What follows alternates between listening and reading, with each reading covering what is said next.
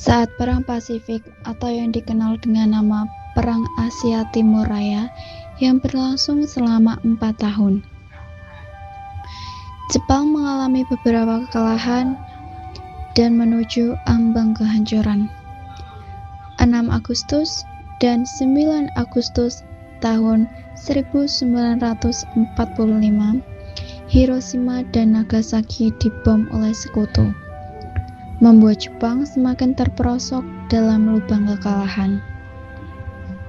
Sampai akhirnya, tanggal 14 Agustus tahun 1945, Jepang menyerah tanpa syarat kepada sekutu.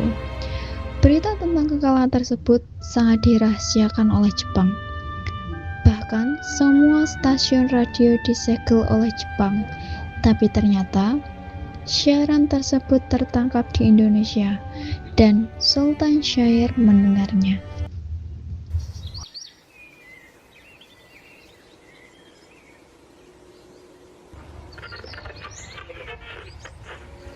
Till the end of time.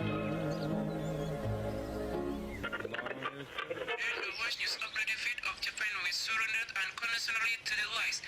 One of the reasons was the bombing of Hiroshima and Nagasaki on August 6 and 1945 by the Allies. As a result, Japan lost most of its troops and troops. Bung Hatta, bagaimana dengan kemerdekaan kita, Bung?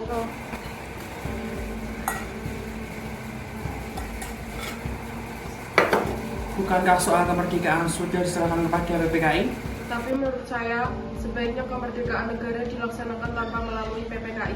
Karena PPKI merupakan bentuk Jepang, dan jika kita merdeka melalui PPKI sekutu, akan menganggap Indonesia buatan Jepang.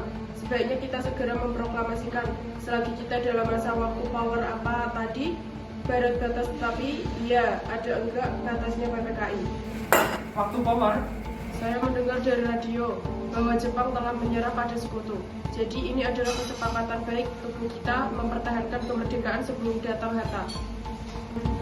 Bung Hatta dan Sultan Syahrir pun pergi ke rumah Bung untuk memintanya memproklamasikan kemerdekaan.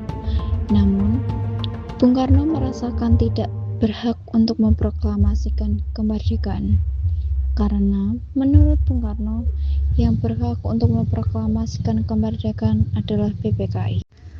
Pada tanggal 15 Agustus 1945, pukul 10 malam di rumah Soekarno, berkumpullah kalangan muda yang ingin mendesak Soekarno untuk segera memproklamasikan kemerdekaan Indonesia.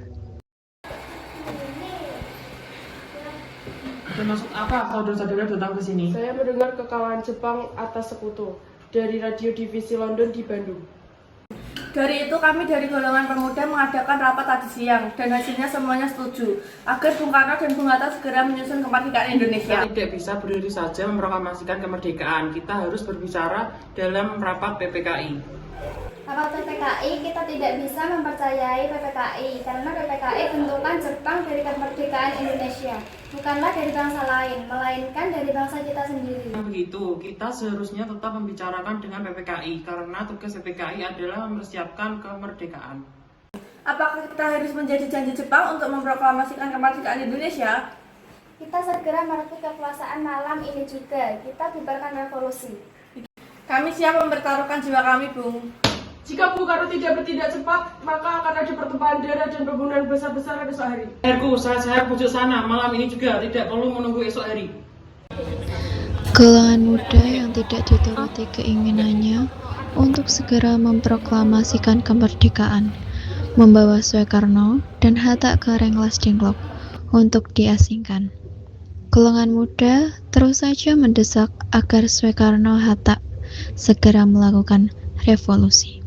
Soekarno dan Muhammad Hatta akhirnya setuju untuk segera memproklamasikan kemerdekaan Indonesia.